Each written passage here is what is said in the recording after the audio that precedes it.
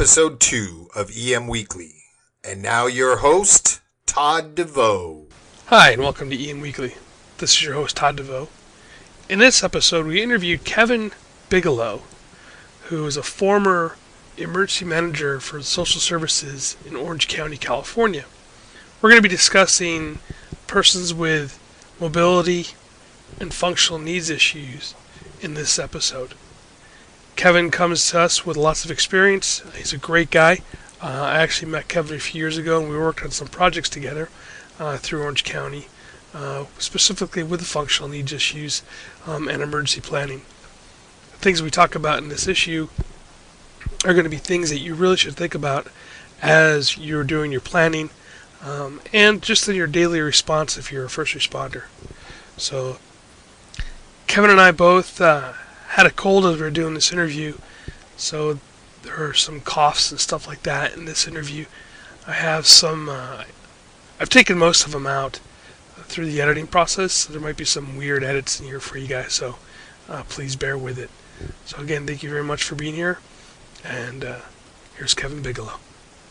So real quick, can you just tell me a little bit about yourself and your organization and how you got involved and kind of what you guys do? Sure thing. My name is Kevin Bigalow, and not surprisingly, my very small company, which consists of me, is Kevin Bigalow Training and Consulting. A little bit about me. I am a licensed California psychiatric technician, which most people haven't heard of. It's the same licensing board as licensed vocational nurses. And some of my experience, I worked in mental health for a number of years. I was on the Orange County mental health emergency team. I was one of those people that went out and did the 5150 evaluations. And a little later, I worked for social services. I was a child abuse investigative social worker. And then transferred on over to adult protective services, where we looked into abuse, neglect of seniors and people with disabilities. I later became a supervisor there. After that, sometime later, I was the adult services training coordinator, so I coordinated training for adult protective services and InHome supportive services and some organizations like that through the county.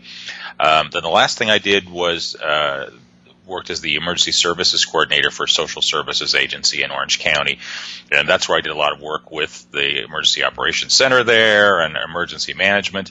Retired in 2011 and began doing some training and consulting work, and mostly that's divided between doing training for adult protective services workers and writing training and e-learnings for them like I used to do, and the other part of it is consulting related to emergency management, most specifically to inclusive emergency planning, which is emergency planning for everybody, including persons with disabilities and access and functional needs. So that's and currently I work as a consultant with a group called EAD and Associates that does inclusive emergency planning, and a really great group of people out of New York. And I'm also a consultant with the National Adult Protective Services Association. So that's a little about me. Awesome. So kind of a quick question here, and so what does emergency management look like in the social services space, and then particularly in the elderly space with, I guess, with the functional needs people, and also, like, say, people that are suffering from dementia and Alzheimer's and stuff like that. What does EM look like there? Okay. Well, I think it's important for people to understand that our society is changing. It's been changing for a long time, but people are living a lot longer, and they're experiencing a lot more different kinds of health issues than they used to. I mean, people didn't used to live all that long. The silver tsunami has hit us, which means, all the baby boomers have come of age and are hitting, 60 and 65. And so they have their own set of health issues, not to mention the fact that we have a large disabilities population of people with all kinds of different, challenges and whatnot. And those folks we're seeing a lot more of too, because there's better biometrics for them. They can get out in the community, they can communicate better, etc. And so the current term, and I know that you know this already, Todd, but is disabilities, persons with disabilities and access and functional needs. So when we're talking about emergency management planning, that's inclusive planning. That's an important group. I think that we need to plan for. And it's a really big group. A lot of times people tend to think, well, that's really small. There's not very many people like that. But in fact, it really is up to about 40% of the population, because it includes so many different kinds of things, right? You've got people who use wheelchairs to move around. You've got people who have to use walkers. You've got people who have things like cerebral palsy. You mentioned Alzheimer's disease and dementia and whatnot. So it's a whole bunch of different things. And we know from, excuse me, from experience that seniors and persons with disabilities are more seriously impacted in emergency situations, whether that involves evacuations or just shelter in place. Medication, specialized equipment, durable medical equipment are very often not a luxury for these people. They're things that they really need to survive and be able to function and whatnot. So emergency response with regard to things like emergency management, we can't really do a one-size-fits-all response anymore, especially with the change in the population. In addition, there's a lot of serious illnesses that have spiraled to becoming an epidemic or even to pandemic proportions in the last 20 years or so. And some examples that I think you mentioned is Alzheimer's disease, other forms of dementia. I tend to focus on that one a lot because I've done a lot of work with Alzheimer's disease. I'm a volunteer with Alzheimer's Association and Alzheimer's Orange County. So let's take that one as an example. Okay, Alzheimer's disease. It's just one of 40 different types of dementia, but Alzheimer's disease diagnoses make up about 40% of everybody with dementia. So many people think, okay, that's a really small population, so what are we worried about it for? But to take Orange County as an example, and this is a 2-year-old statistic, so I'm sure it's low. As of about 2 years ago, there were about 84,000 people in Orange County alone who were diagnosed with Alzheimer's disease. So that's a big group. You know, if you're thinking about planning for an emergency, whatever your community is, you're probably going to encounter people with Alzheimer's disease or dementia. Hey, Kevin, one second. Go ahead, yeah. So what was that number for? Was it 84,000 people were diagnosed with Alzheimer's or dementia? Okay. That's with Alzheimer's, and that's about a year or two old number, so it's probably much higher now. That's amazing, thinking about the fact that the population of Orange County is only like 3.4 million people. Yeah, that's a significant number of people. So, I mean, and this is for full disclosure, everybody. My dad is suffering from dementia. He has not, as far as I know, hasn't been diagnosed with Alzheimer's, but he's definitely, in that area. He's 84 years old, and he's at an assisted living center with my stepmother, and she's in her 80s, and she has some health problems as well. But just kind of throw that out there. But if you think about that, that's a huge number of people. And I know that my dad sometimes have some issues when we pull him out of places that he's familiar with. Right. He gets really nervous and uncomfortable. So what kind of impact does that, if we have to do like a massive evacuation, say, of an area with people, that's 80, some odd thousand people that are going to really kind of have some behavioral issues possibly, correct? Right, correct. It could be, because it manifests differently with different people, and people could be at different stages of that. And it sounds like you've seen that. And I hope your dad doesn't have Alzheimer's disease, but it's difficult to tell kind of which dementia somebody has. But those are going to be folks who will not react like normal people react. We've had situations where people with Alzheimer's disease, when, say, there's a fire in their building or their house, rather than evacuating, they become frightened. Their brains don't work like the rest of our brains, so they might hide in a closet rather than evacuate. We had other situations that I heard about some specific situations back in Hurricane Katrina, where you could say to a person who has dementia, and not everybody is the same, it depends on how far along the disease is, like if it's Alzheimer's, you could say, okay, wait right here. Don't go anywhere. We'll be right back. You could turn around. You could look right back, and the person's walking away. You could walk up to that person and say, hey, what are you doing? I told you to wait there. And they might say, who are you? I don't know who you are. Their short-term memory isn't working like everybody else. Right. So it presents some special problems for that. For emergency responders, and certainly for the people and their families and whatnot. And I think one of the important things about that, and we could generalize this to persons with disabilities and frail elderly people too, is not that fire departments have, whole special Alzheimer's units or anything like that, but that people need to get a certain amount of education, a certain amount of information about those different groups so that when they encounter them, they can understand, okay, I've told this guy over here a couple, 3 times to evacuate. We've been knocking on doors, but he's not evacuating. So he's going to need some more special attention about this. Who can we get involved? Is there somebody else here who's helping us? Or do we need to call somebody else in? If we have other groups assisting us with this, maybe we need to notify somebody that this guy is going to need some special attention to try to get him out. It helps, I think, for people to know a little bit about how that happens because, and this is true a lot of times with families when people are initially diagnosed with things like Alzheimer's dementia, they think, well, the person's just being stubborn. They just don't want to do this. They just don't like it. And if you're encountering somebody with dementia, that may very well not be the case. They really are not tracking what you have to say. So knowing that you have to, and Alzheimer's Orange County has put out a whole list of recommendations for first responders to deal with people, that you need to kind of look the person directly in the eye. You need to ask them one thing at a time. You may have to give them a few seconds to respond because it takes them longer to process, and then it's more likely that that person will be more cooperative with you. And then as that person goes off to the shelter, probably, if possible, the shelter needs to know that this person is coming there. Otherwise, they're liable to wander away. They get off of the bus or whatever it is. They don't remember what's happening. Right. So I think with those folks and with people with disabilities in general, if we had a little bit more information, and the ideal way to get that information is from those people or people who work kind of directly with them. And like I say, I understand. I was a county employee for many years, and I was a state employee at one point, and things. So I get it. There's not a lot of extra money. There's not a lot of extra time.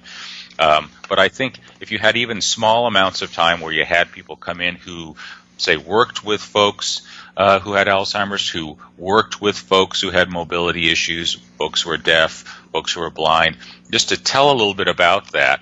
And when you have a situation where you can have someone who is using a wheelchair all the time or who is dependent upon that oxygen all the time, talk a little bit about what it's like for them. I think it will make it easier, for emergency responders to know what to do, because these are the people that cope with this every single day. And I think it'll make it easier for the responders and certainly easier for the person that they're having to deal with. So I'm a big fan of, and you hear this from a lot of the advocacy groups about this, no planning about us without us. Right. As an example, I'm a co-facilitator of a group, support group for men who are caregivers of people with Alzheimer's or dementia. And I knew some things about Alzheimer's and dementia. I'd learned some things in school about Alzheimer's dementia. But talking to these guys about what they go through, trying to take care of these folks and the challenges and the way that they cope with it is real different, and has been a real learning experience for me. And I think that's true for people with all kinds of disabilities, or even some just frail elderly populations. What works best when you have trouble getting up the steps to get into your house? How you're trying to get that person out of the bus or get them evacuated. Right. What would work best? And who knows better than that person who can say, "Here's what works best for me." So I think that's an important thing. Unfortunately, some of the situations, and of course these are some of the situations if you're an emergency management consultant, this is the things you get involved in, tends to be when there's a court case, right? Right. People have, complained about it and whatnot for years, and finally they decide they're going to file a suit or maybe a class action suit or whatnot. And whatever you think about that, sometimes it's kind of the only course of action that's left to people. However, the problem with that, I think, is that sometimes it makes for sort of an adversarial situation. You guys are in the wrong. You're not doing enough. No, you don't know what you're talking about. And that's unfortunate, I think, because sometimes that helps to build that wall between the two groups. Right. And the thing that I think really needs to happen is to kind of try to tear down that wall for both sides to be able to learn things from the other side. And that takes a little bit of doing. That takes a little bit. Go ahead. We're teaching a CERT program one time, the Community Emergency Response Team program, and I had a young lady, well, she was in a wheelchair, And there was a portion where the mantra that we say, do the greatest good for the greatest number. And she raised her hand and she goes, am I part of the greatest number?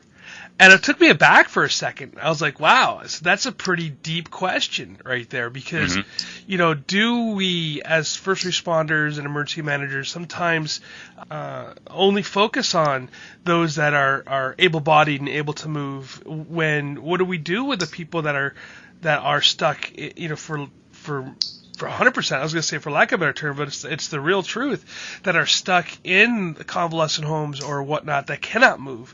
I remember we had a fire up in San Bernardino County, and we were responding up there because we were evacuating a convalescent home with people on respiratory issues, and so we needed vent beds and everything, and we were trying to find places to put these people. So, yeah, these are some real considerations. And I know that we push back a little bit on facilities to say you need to have a plan, and other receiving facilities that could take your patients.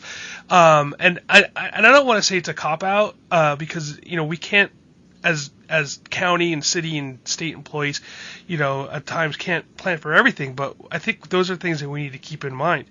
So I mean that's just kind of a little bit of a side note here on what we're talking about today. But, yeah, I think that's fits. Yeah, go ahead. No. I was gonna say, but I think that's things that we forget about, and. Yeah, until we get pushed in the face, with some of these issues, and Kevin and you and I worked on some projects here in Orange County with those mobility issues because of a lawsuit what happened to LA City, that those guys that are mobility challenged have to come to the table and be part of this conversation. Yeah, I agree. I agree with you completely. And when you have people who are advocates. And advocates are wonderful people and very important for our system, whether they're talking about advocating for people with disabilities or vegetarians or more government or less government or whatever it is. But advocates tend to take kind of an extreme point of view. They tend to be people who are in your face kind of people. That's what a successful advocate does. But it doesn't necessarily make a lot of friends. That's one problem. And when you're pushing, if you're negotiating, right? If you're selling something and I'm buying something, I'll say I'll offer you $1, and you say I want $10. No, I want, how about $2? No, how about $8? It's part of the negotiation process. So in one of the court cases that I was involved with as a consultant, I won't talk about court cases so specifically, but as they began negotiations with disabilities groups, one of the things that they said they wanted was, well, we want you to provide every person with disabilities in your jurisdiction with a generator. And it was completely unrealistic, in terms of budget and whatnot. And they had to say, no, that's really not something we can do, and had to explain why that wasn't something that you could do. But I think that's just part of the process. And then once you get to know people a little bit better, then both sides kind of calm down, and then you can kind of get down to work about, okay, so how is it for you? I'll give you an example. Back when I was the emergency services coordinator for social services, I was asked to talk to the InHome supportive services public authority there, and this is years back, right? It's a whole different public authority on different people, but and what that is, in case you don't know what InHome supportive services is it's a government program that you can qualify for if you're aged or you're blind or you're disabled in some way, and they will pay not a lot of money, but they'll pay some money for someone to come in and assist you, right? And very often that's a family member or neighbor, right? So these people were the people who kind of oversaw that program, and they were many of them were persons with disabilities themselves, right? So I went in and was talking to them about a lot of the concern of many people with disabilities, that if you're evacuating somebody and you're not in an absolute life or death situation in that moment, leaving behind their electric wheelchair, which is the only way they move around, or leaving behind their oxygen or their meds or something, and just kind of racing out. And so I was saying, we're really trying to work to plan so that we can move some of those things that you really need with you, and we can, I was kind of doing the whole bit, and one lady with disabilities raised her hands and said, well, like, if the house is on fire, you're going to leave the chair and take me, right? And I said, oh, I'm absolutely sure that emergency responders are going to do that. So she got it. It was, whilst as a committee or someone negotiating, she might say, we don't want anybody not evacuated with their chair if that's what they need to function. They get it. I remember another lady. We had I won't go on and on with the stories because I could go on forever. But we did a panel for designed specifically for people who were seniors and people with disabilities, and we had people talk from various groups from fire departments and whatnot. And one of the ladies that we had talk was from the Dale McIntosh Center in Orange County, which is a terrific place that really gives a lot of help and assistance to people with all different kinds of disabilities. And she was saying, and she had this very dry sense of humor, and she also suffered from cerebral palsy, so there was a little pause in her speaking. So it was sometimes hard to tell when she was joking or she was not joking. And she was saying, yes, I've told my caregiver, she talked about all the things she had arranged with her caregiver about evacuation and whatnot. And she said, I've told my caregiver, if necessary, to throw me out the window. And everybody laughed, ha, ha, ha, ha, ha, ha. And she kind of laughed too. And she said, you think I'm kidding? I'm not kidding. The house is on fire and I can't get out any other way. Throw me out the window, right? So, these folks, one, they have a sense of humor. And two, they functionally, they live with this every day. So they have some great ideas and good thinking about it. I mean, not that I'm recommending throwing everybody out the window, but, No. She got it. And I think when you get down to connecting with people, and it's not always easy, because even though people, and this isn't just people with disabilities or frail elderly people, a lot of times people want things to change, but they're not necessarily willing to spend a lot of time coming to meetings or things like that, just like the rest of us, right? So you have to kind of coax people out a little bit and let them know that you really do want to hear what they have to say. But sometimes you have to be honest and say, that's just not going to be realistic. So what can we do that's in the middle? We can't give all of you a generator, okay? So what could we do, and what could you do to try to make things better? The other thing about it, too, that I think is sort of off-putting to governments and to emergency responders sometimes is the feeling that, okay, so you just want us to do everything for you, right? Right, you want to come scoop you up and, do every single thing for you, and that's not realistic either for anybody in any circumstance, whether you're disabled or not. But the opportunity to kind of interface with those people also gives you an opportunity to tell them the same thing that all of us need to hear, which is you really need to be prepared yourself. You really need to kind of figure out how are you going to get out of the house? What's the best way to evacuate the house? And you really need to have enough water there for you and to try to keep your medication stocked up so that you have enough. Do you have a half a tank of gas? All the typical stuff we tell people about. And if you get to developing a little bit of a relationship with some of them, then they'll hear that. They may hear that. And part of the emergency management job is to educate the public, not just always to save the public, but to educate them as well. So, right. And it's not easy building that relationship. I know this from some of the cases where it's a court ordered sort of a thing, but they have to have a meeting and whatnot. And sometimes it's like pulling teeth to get people to come from both sides. From both sides. Sometimes the fire department's hesitant to be there because they feel like people are going to tell them what to do, or they're going to imply they're not doing a good job, and the disabilities folks are the same way. I don't want to go sit around this room and listen to a bunch of government people, but you got to try to kind of build that relationship. And it's not always easy, but it really pays off, I think, if you have it. So right. Do you find that people who do have special needs in whether they're disabilities, whether they're, in that population specifically, not necessarily talk about mobility issues in general, but just anybody who has those special things, like for instance, even like kids with asthma, do you find them to be more prepared than the average, Joe citizen? Because I know that we've taken surveys specifically in Orange County, and for those of you that are listening out there, Kevin and I both worked in Orange County, so it's kind of a reference point. And I don't know what it is nationally, but I know specifically in Orange County when we did our survey, it was about like 1.5% of the people said that they were prepared for 72 hours. And that was when we started really putting some, putting a lot of effort into doing preparedness within Orange County. I don't know if it's gone up much further than that since we've done that survey.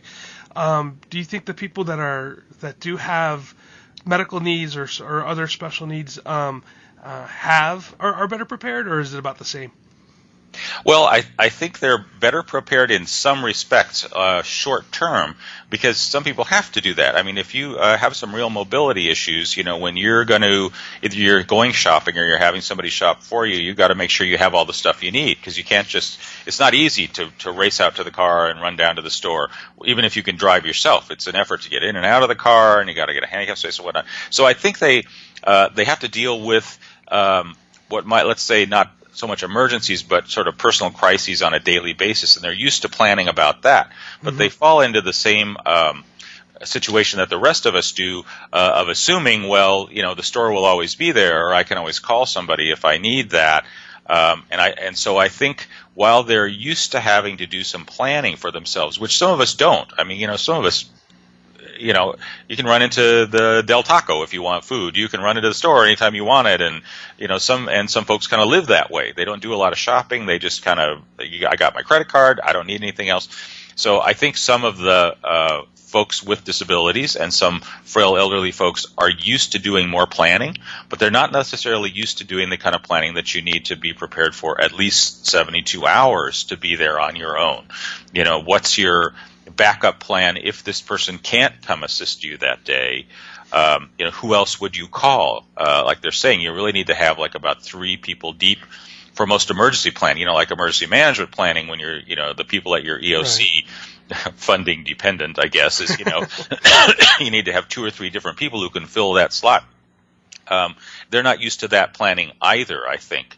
And I think they need information about what is needed for that kind of planning. And a lot of them don't have it. I mean, even though it's out there, sometimes they don't necessarily have it. Excuse me, I had a drink of water there. But and some of the things, and a lot of jurisdictions have caught on to this now. Some of the reason, or part of the reason, that they don't have that, other than just like the rest of us, they don't like to think about emergencies and stuff happening, is some folks who have difficulty, say, reading things on the internet unless they are in a particular format. Mm-hmm. They have to be accessible for their screen reader. Say people who have visual problems are not going to be able to read some kinds of stuff that's posted unless it's in the right format. It might need to be a large print kind of a thing. If you're a person with hearing issues, you might like to hear some more about emergency preparedness, but if it's not a closed caption program, or they don't have an interpreter or somebody there to get that to you, you may not be getting the information. So it's a couple things. One of them is, I think, trying to make people aware of the need to prepare, which is for everybody. Second, trying to make them aware of the fact that we now know that we have a lot of people who are, and I keep saying frail elderly people because I know some elderly people older than me who could kick my backside all the way around the block. They're in much better shape than me. But frail elderly people who may need more assistance, or persons with disabilities, that in fact people do want to plan for you. People do have some idea about it, and if you can listen to us and try to access this stuff from us, we want you to prepare too. As an example, the Earthquake Country Alliance, I believe it's called. Yes. They've been putting out the drop, cover, and hold on stuff for years, and that's great stuff. Lots of good information about how to prepare for earthquakes and how to tie stuff down in your house so it's not falling on your head and that kind of stuff. They recently released a thing called lock cover. Lock, cover, and hold on, which is basically for people in wheelchairs. Because if you're in a wheelchair and your mobility is severely limited, it's not very easy to drop, cover, and hold on. So they're saying, lock that wheelchair up tight, cover, hold on. Try to put something over your head or your arms over your head in case there's going to be things falling from the ceiling. And I think if people with disabilities know that now there is some planning going on, that's including people with input from people like themselves, then they want to listen more. And then hopefully they'll start to get more prepared too, like all of us need to be. And I think we're kind of headed in that direction, but sometimes it's a slow process. As you know too, we're working for government organizations. It's not a put down of government organizations, but funding is limited and whatnot, and people are saying, hey, look, I already got so much to do. How am I going to reach out to these new people? But I think you have to reach out to those new people because you're going to encounter them all the time, and you need to know what to do. So right. We're doing this active shooter training at one of the universities, and one of the advocates, I guess, from the Dale McIntosh Center, she was there.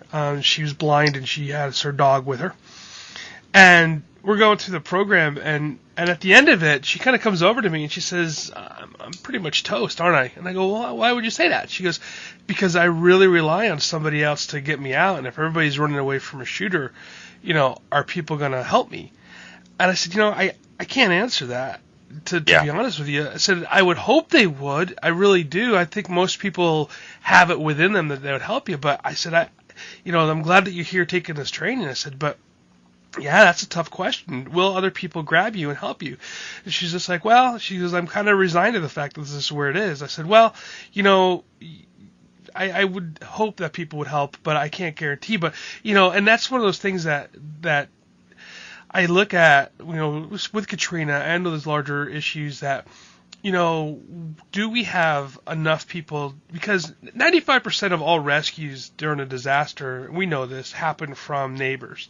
Right? Yeah. Do we have these neighborhood networks? And I think that's one of the things that I try to tell people, that when I do like the neighbor for neighbor programs, or when you're doing neighborhood watch programs and things like this, when you're going out speaking to these people, as like, know your neighbors and make a friend and understand the needs of the people around you, because it's really going to come down to that on one aspect of it. And I know a lot of times our people with mobility issues are shut-ins and stuff. So what do we do with those people that can't go out and make friends and are shut-ins? What do you recommend for us as emergency managers how do we reach out to them to get them involved in the community? Right. Well, for the shut-ins, of course, that's a problem with being able to reach them. How are you going to be able to reach them? And I think, when information gets put out, whether that's a press release or whether that's something that gets sent out to the community, if you try to make sure that people are aware that it's for the whole community, and try to encourage them to be involved, and sometimes that's going to work and sometimes it's not going to work. But from my point of view, just sort of my opinion, I think part of what needs to happen with that, since we know a lot of this is people, just not emergency responders, but people helping other people, is to include more stuff about people who are seniors or who are persons with disabilities in that kind of emergency training. Because, maybe I'm just speaking for me, but I think it's true of other people. My mother, God rest her soul, who was a wonderful, kind person, but she grew up in a little different world than we're in now. And so when we'd be in a store when I was a kid and there was someone there with a disability, whether they were using crutches or they were in a wheelchair, if I was looking at them, she would say to me, don't stare, you'll make them uncomfortable. And she really believed that, right? And I think a lot of people are uncomfortable who haven't been around people with disabilities, who haven't been around people who use a wheelchair or who have a white cane or whatever it is. We tend to shy away from them, partly because we're afraid of doing the wrong thing or offending someone, and partly because we're a little bit afraid of having that happen to us. If we start admitting that's happening, then we have to face the fact that some of us will lose our sight. Some of us will not be able to walk without assistance later on. And when it's in an emergency situation like that, I think sometimes people who have no contact, let's say for the example of this lady who's visually impaired, they have no contact with anyone like that. In that emergency situation, they're not going to think about them. But if they had somebody who had some disability issues in their training or in the classes that they took where people talked about it, they might feel more comfortable to say, hey, I'm getting out, I'm taking you by the elbow, let's go. We're going right now, or get down. Look, there's a big table over here. Get down behind the table right now. We're getting out. We're going to let people know that you're in here or something like that. Because, like you say, it's going to be people helping other people. And if you're not used to talking to anybody with a disability, you're not going to do it probably, right? Or you're going to be less likely to go up and say, how are you doing in there? I know that you need to use a walker, and I know it's been flooding here a lot. Are you okay in your home? If you're uncomfortable talking to people, you're probably not going to ask. and sometimes that's when things go really wrong. And then the paramedics are there or somebody else, and people say, "Gee, I wish I'd have known that she wasn't okay." Well, how do you know that? You knock on the door and say, "Are you all right? Okay, are you able to get around? Okay, you need us to get something from the store for me or something like that." So I think, that change is a constant all the time in our lives, and adapting to those changes is not necessarily easy. And we know that people who are frail elderly folks or people with disabilities are more disproportionately affected by emergencies, and they have less of an ability to adapt. Sometimes, some of them are more adaptable than me, but I think we have to try to prepare for that and build some relationships together to accept that, we're all living longer, and that's a tremendous blessing. But the fact is, for a lot of us, some of us are going to have visual problems. Some of us are going to have dementia problems. And ignoring that isn't going to make that go away. And learning a little bit about it may make us feel better about it, less afraid, and more likely to reach out to other people when we have those emergencies. So that's kind of my mantra about it. Let's learn a little bit more about each other, and we'll all be better off. That's really cool. I got a funny story that just reminded me. So we're doing a CERT program at the Leisure World in Seal Beach, which Leisure World is a really large retirement community. It's a 55 years and older, community. I'm telling that for most of the people that are maybe not part of California. So, and it was great. And I had, obviously it's a lot of elderly people in the class, and this one of the older ladies that were in the class, and she was 94, 95 years old, something like that. And one of the reasons we go around, we ask people, why are you here? What are you doing? What do you want to get out of the class? And she raises, gets to her time, and she raises her hand, and she's just like, she's like, says her name, and she said how old she was. And she goes, "I am here because I want to be able to help my old people." And I had to crack up. I'm like, wow. I said, if you're helping your old people, I said, how old are they? And and what she was really saying there is that, here she is. She's one of the ones that's a spry lady. She still drove at that time. She only went to the little shopping center nearby, whatever, but she was still out there mobile on her own. And she was talking about people that are in the community that just, just were, maybe had other issues that were going on, but it's really kind of cool to see people that really want to help each other. And I think that's what, at the end of the day, and whether it's being that it's for us able-bodied people living out in the community, or people that are living in assisted living or in retirement communities, it's about building community. And I think when we talk about building community as emergency managers, we have to include everybody. And I think that's a really important lesson. Yeah. Absolutely. Yeah. Awesome.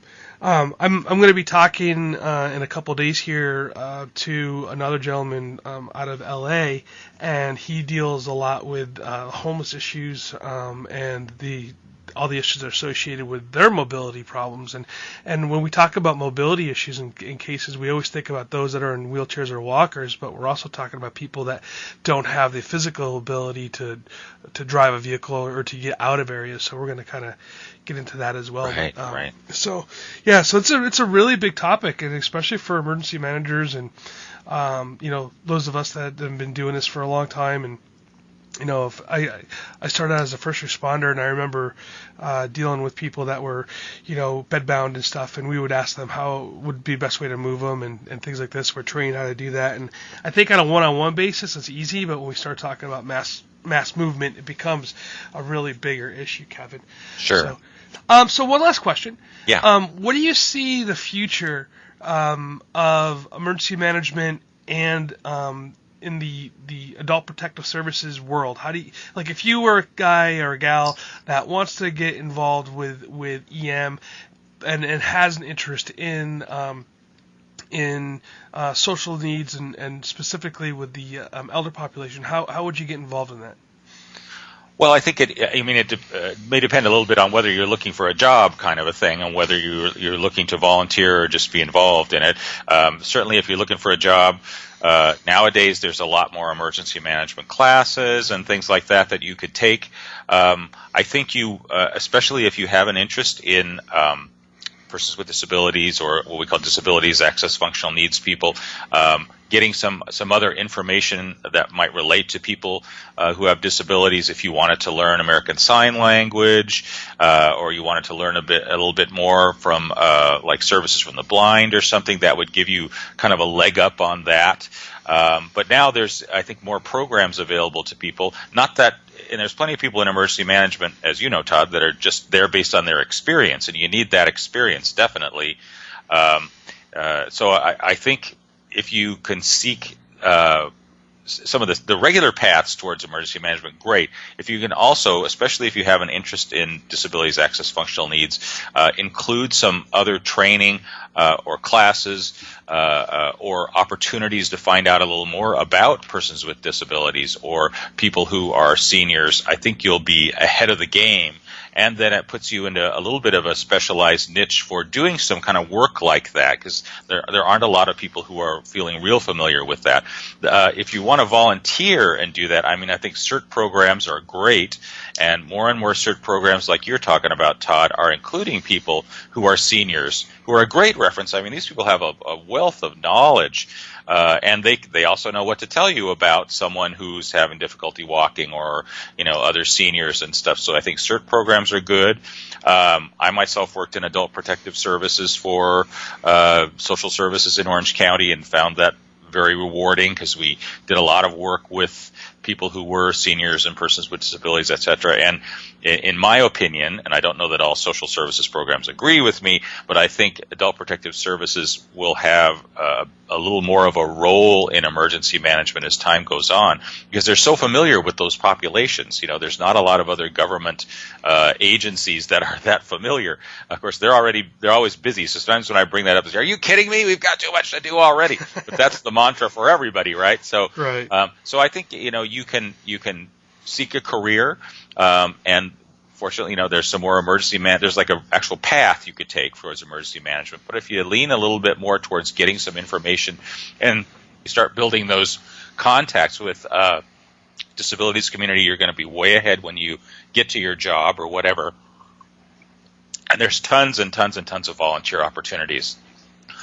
So many organizations that want help, that are a great learning experience. So those are the things I would recommend. That's some awesome information there, Kevin. I do really appreciate taking your time out today for being here. Is there anything else that you'd like to share with us? Any kind of contact information that you'd want to give, or for your for consulting company? You can go ahead and give that now. Well, my email address is basically my last name dot my first name at gmail.com. So it's Bigelow, BIGELOW .Kevin, KEVIN at gmail.com. If there's any questions you have or anything I can answer, I'd be glad to try to answer them for you. And thank you, Todd, so much for having this. And I think this is another good example of people opening up to this subject, and I'm just really happy about that. So thank you very much. Oh, anytime, sir. 315 and 314, there is at least one person that's been shot. Somebody is still shooting inside. 453, I have a party shot here. I need rescue hot. Are you ready for the unthinkable? Call our friends at High Speed TACMed. They provide custom emergency planning and training that saves lives. With years of experience in law enforcement, search and rescue, responding to and managing large-scale incidents, HSTM will evaluate and prepare written plans, training sessions, drills, and debriefs, leaving you with the necessary tools and experience that can save lives. Call HSTM today to discuss your specific needs, and the staff of High Speed TACMed will help ensure that you're ready and are in complete compliance. Call High Speed TACMed today, 805-419-0024. Again, that's 805-419-0024. The friendly staff at HSTM is standing by. Bringing out bodies now. Get someone to the back as soon as you can. Rescue personnel. I got at least 3 to 7 hits. Thanks for listening to episode 2 of EM Weekly. For more information about Kevin Bigalow, please take a look at the show notes or visit us at emweekly.com, podcasts, episode 2. Be sure to tune in next week for episode 3. Todd will be talking with Vic from Titan HST on mass communications. Thanks again for listening.